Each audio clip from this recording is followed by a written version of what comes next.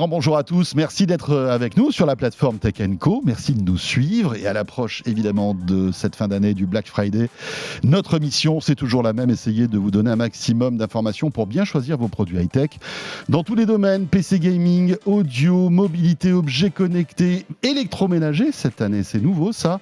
Mais aussi tout ce qui touche au smartphone. On va en parler maintenant avec nos deux invités. Merci de nous suivre et bienvenue à vous toutes et à vous tous.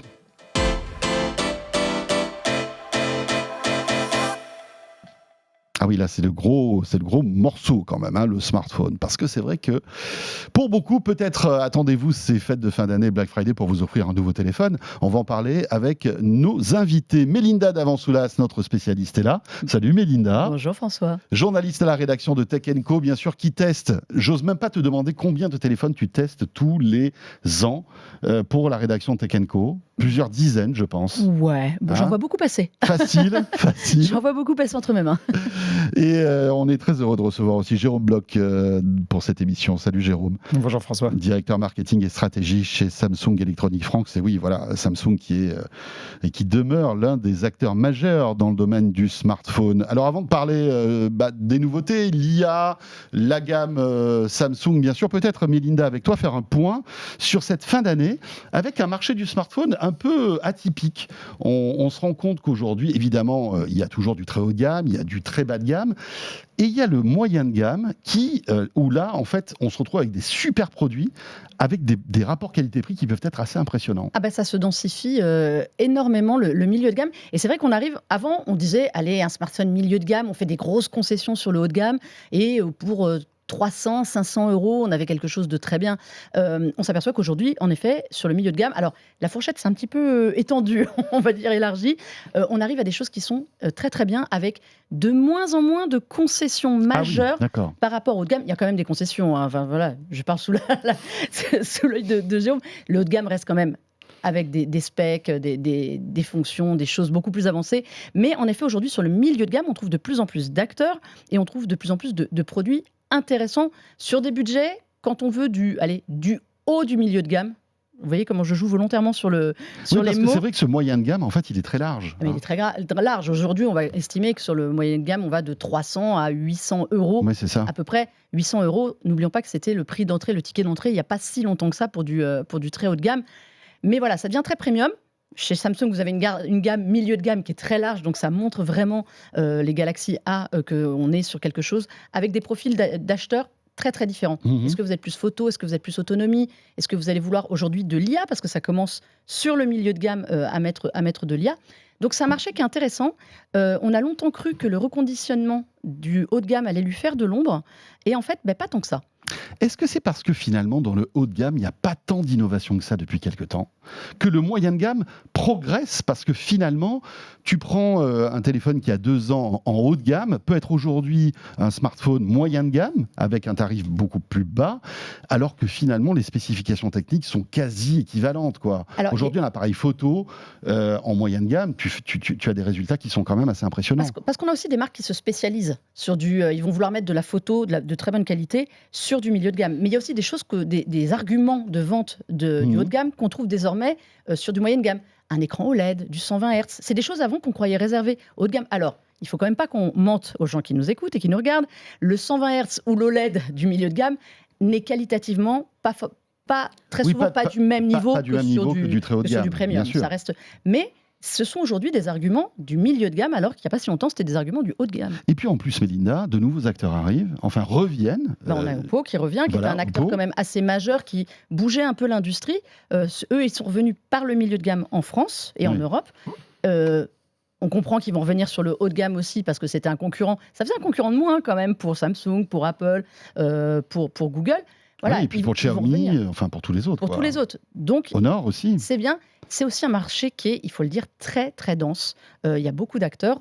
Donc, pour les acheteurs, mais parfois c'est un peu difficile. Ouais. Et heureusement, ils vont aussi vers des affinités de cœur. Voilà, Samsung bénéficie, comme Apple, d'une aura, on va voilà, dire, une aura, d'une importante. popularité auprès des acheteurs et d'une confiance. Malgré tout, Jérôme, c'est vrai que la part du gâteau se réduit, parce qu'il y a de plus en plus d'acteurs qui sont là.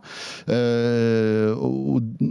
y a quelques années, les acteurs chinois, on ne les prenait pas trop au sérieux, jusqu'à la montée en puissance de Huawei, mais aujourd'hui, on a des téléphones chinois qui sont au même niveau que des constructeurs, on va dire, beaucoup plus ancrés sur ce milieu-là. Comment se porte Samsung dans le monde du smartphone? Ça va? Ça se va plutôt bien. Ce qu'il ne faut pas oublier de dire, c'est que la marque Samsung est quelque chose d'extrêmement important et cette année 2024 a été particulièrement importante. Alors on va parler bien sûr de IA et de Galaxy AI. On peut parler aussi un tout petit peu du fait que ça a été une année olympique.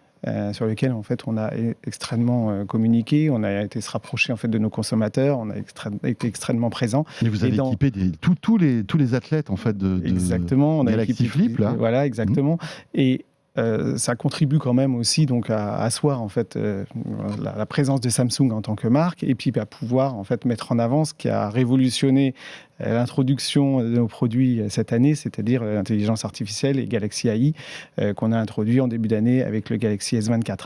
Donc je suis d'accord sur le fait que la compétition est rude, que ça se densifie, en effet sur le 600-800 euros particulièrement, mais on arrive encore, même si les évolutions technologiques peuvent paraître mineures sur des spécifications, on arrive à introduire de l'innovation et de la nouveauté, et l'intelligence artificielle nous amène à avoir un discours un petit peu différent aujourd'hui pour les consommateurs. Justement, qu'est-ce qu'apporte l'IA? Parce que c'est vrai que c'est un peu le mot tarte à la crème, j'ai envie de dire. On met de l'IA partout, et ça peut même peut-être vous desservir finalement, parce que vous avez été l'un des premiers à dégainer l'IA dans les smartphones. Concrètement, Jérôme, qu'est-ce que ça apporte? J'achète un téléphone, un smartphone Samsung compatible Galaxy AI, qu'est-ce que ça m'apporte? Alors, ce qu'il faut savoir, c'est que quand on a introduit la gamme S24, on a introduit avec énormément de fonctionnalités différentes. Et l'objectif pour nous, ça a été de démocratiser l'AI et c'est surtout de pouvoir faire que chaque consommateur puisse y trouver ce qu'il a envie d'y trouver. On est à plusieurs mois maintenant de l'introduction. On a introduit des nouvelles générations de produits avec les foldables pendant l'été. Et aujourd'hui, on sait à peu près ce que les gens utilisent. Les pliants, bien sûr. Voilà, exactement. Voilà. Les pliables, excusez-moi. Et donc, on sait aujourd'hui ce que les gens utilisent en fait dans leurs produits. Nous, on a introduit en fait des fonctionnalités pour la créativité. Donc la partie photo. C'est pas forcément des choses nouvelles, mais c'est des choses qu'on a amenées auprès du consommateur pour lui faciliter l'exécution d'effacer des images, de créer des objets, d'améliorer la qualité de ses photos. Ça, c'est la fonctionnalité la plus utilisée, ce qui est assez logique puisque la photo est aussi le critère d'achat numéro 1 sur les produits. Ensuite, on a apporté, par exemple, des fonctionnalités concernant la productivité, l'enregistrement d'une conversation qu'on va retranscrire en texte, qu'on peut résumer, le fait de pouvoir retravailler ces propositions de messages, par exemple. Lorsque vous écrivez un message, vous pouvez prompter tout d'abord en fait quelques mots sur la tonalité et ce que vous voulez raconter, et on vous fait une proposition. Ça, c'est une deuxième fonctionnalité qui est énormément utilisée également. C'est-à-dire que, par exemple, je réponds OK pour le restaurant parce que quelqu'un m'invite au resto.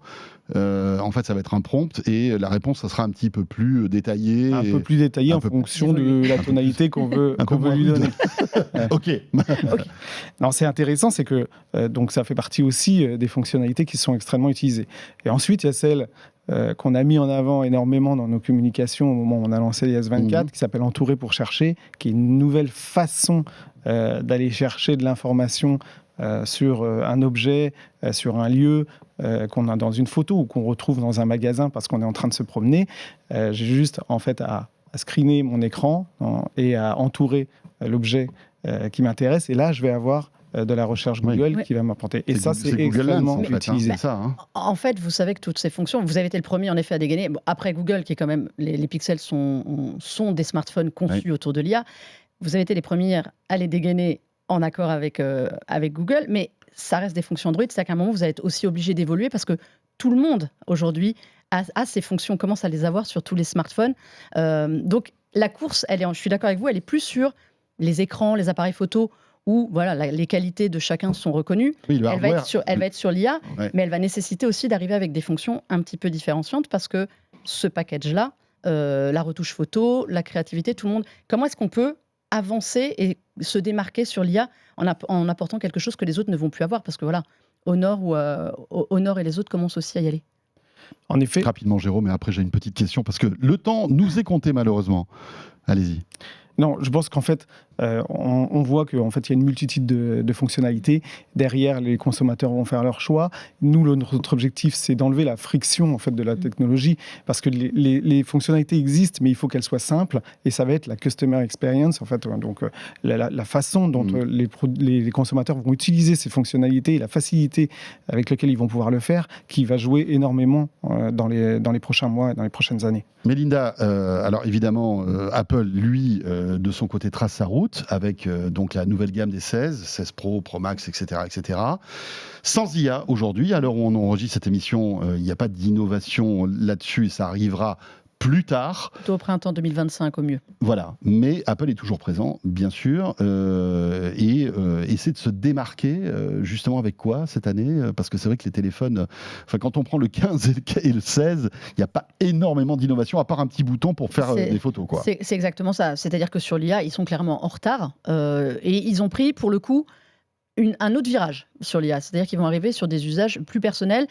Ils ne sont pas rentrés dans la course à l'effet waouh, à de la retouche. Alors, il y aura de la retouche photo aussi. Il n'y a pas beaucoup de fonctions qui n'y sont pas. La base de productivité y sera, mais c'est une volonté basée là-dessus. Et c'est vrai qu'en attendant, ça n'est pas là.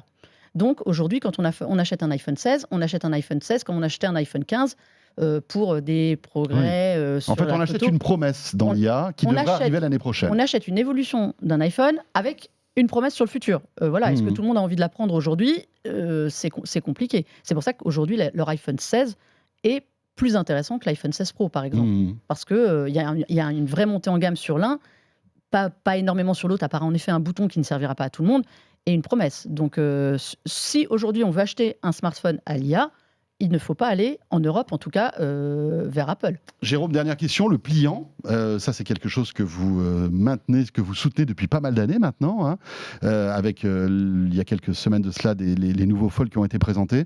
Est-ce que ça décolle aujourd'hui, le smartphone à écran pliant ? Alors, il y a une vraie demande, avec là aussi en fait un positionnement un petit peu différent en fonction des produits, le produit plus design, et on va sur ces produits-là parce qu'on veut quelque chose un peu plus petit, compact, qui fonctionne aujourd'hui avec le même niveau de spec que ce qu'on peut trouver sur un S24. Donc là, il y a une grosse évolution qui a été faite aussi au niveau de la gamme Samsung sur l'année 2024. Et puis le Fold, qui est beaucoup plus immersif, où on va en parler jeux vidéo, par exemple, éventuellement, parce qu'on va pouvoir faire des jeux avec un écran de 8 pouces quasiment. Donc ça progresse, ça va continuer à progresser parce qu'on parlait compétition tout à l'heure, parce que il y a plusieurs acteurs aussi qui sont là, et ça va venir démocratiser en fait cette gamme de produits qui était un peu unique Samsung jusqu'à présent. Et qui maintenant, Mélinda, s'est répandue chez quasiment tous les constructeurs chinois. Même Google a sorti son Fold. Je veux dire, c'est vraiment c'est pas un marché, on va dire, éphémère, j'ai l'impression. Tout le monde se positionne sur le pliant. Mais ça, c'est le tour de force qu'a réussi Samsung. C'est-à-dire qu'ils sont arrivés, ça a été des années de travail, de R&D, pour arriver à des pliants de format. Mais tout le monde vient essayer de gratter un peu de la part du gâteau qui est quand même bien tenu par Samsung. Aujourd'hui, on a l'impression que c'est aussi une démonstration technologique des marques. Il y a besoin d'avoir le plus fin, le plus léger, etc. On a vu le Huawei, alors qu'on n'aura pas en France pour le moment, mais qui se déplie en trois, qui est une prouesse technologique. Le Honor, qui est d'une finesse incroyable. Voilà. Donc, il y a quelque chose qui en fait n'est pas un marché qui a explosé pour le moment, mais qui est pour moi actuellement ce qui innove le plus sur le marché du smartphone, de manière, je ne vais pas dire plus intéressante, parce que ce n'est pas très sympa, que l'IA, mais avec une autre proposition, une autre promesse d'avoir quelque chose de différent, avec des usages différents. Voilà. Moi, je fais partie plus de la team Fold que de la team Flip, pour avoir plus d'espace que moins de place prise. Mais au moins, il y a deux choix et c'est vraiment des usages différents du smartphone. Ouais, avec des prix qui s'envolent. Hein. Un Fold, ça coûte aux environs des 2000 €. Hein. Ouais. C'est ça le truc. Et puis Apple, toujours absent sur ce segment-là. On sait qu'ils On travaillent sait dessus. qu'ils y travaillent, évidemment. Merci beaucoup à tous les deux. Merci Jérôme. Merci. Jérôme Bloch, directeur marketing et stratégie chez Samsung Electronics France. Et merci à Mélinda Davansoulas, notre spécialiste, entre autres, smartphone et gaming, à la rédaction de Tech & Co. Merci beaucoup Mélinda. Bonsoir. À très vite. Voilà, ce tour de la question est terminé. Un grand merci de nous suivre. N'hésitez pas à piocher, à papillonner sur notre plateforme pour retrouver toutes les autres vidéos que nous vous proposons à l'approche justement du Black Friday. À très vite.